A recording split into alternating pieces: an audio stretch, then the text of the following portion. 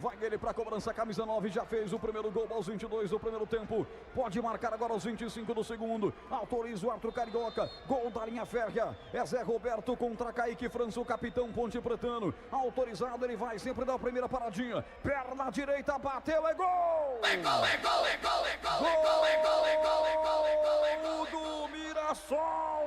Meu coração entra em campo com Mirassol.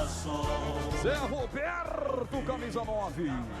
Cobrando o pênalti na marca de 25 minutos, ele não perdoa. Zé Roberto marca o segundo gol para o Mirassol, o segundo de pênalti. Mirassol 2, Ponte nada.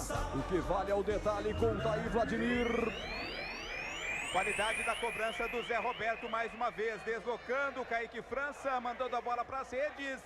Gol do Mirassol 2-0, imediatamente o pintado muda, tirou o Eliel e colocou o André. O André com a 90 em campo, mudança na Ponte, 2-0 Mirassol.